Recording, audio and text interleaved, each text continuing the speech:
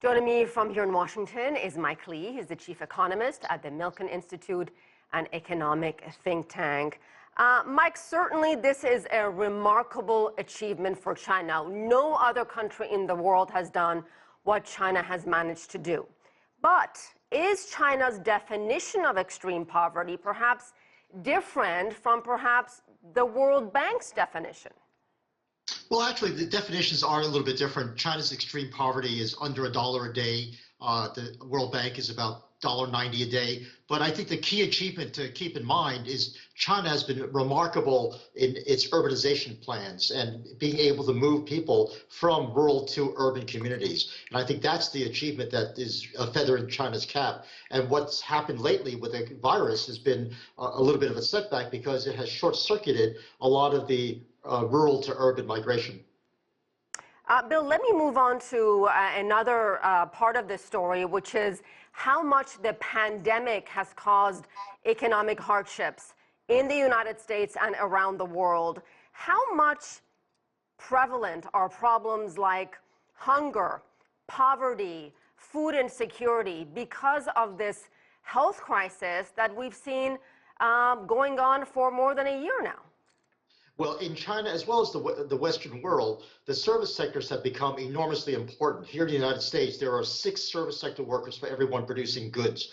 And what the virus has done is to really cut out the ability of the service sector, the people facing activities. And that has limited the amount of income that people can earn through these activities. And as they become more important, that's the main source of insecurity.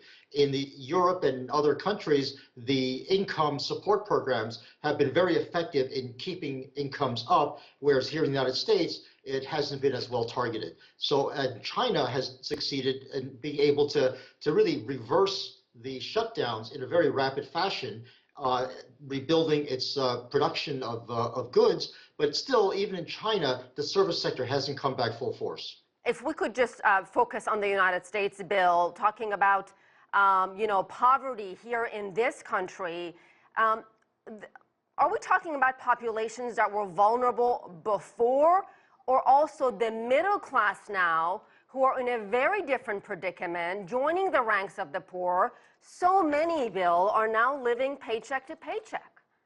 Oh, absolutely. A good chunk of easily a quarter to half the U.S. population will find it difficult to have enough savings to tide them over during a period where, like this we've seen in the last year, where their income is cut off because service sector activities have been cut off. But one of the things to keep in mind is that because of the free labor markets here in the United States, people are able to shift from one job to another quite rapidly. And so what we find is like the warehouses like Amazon have been major employers.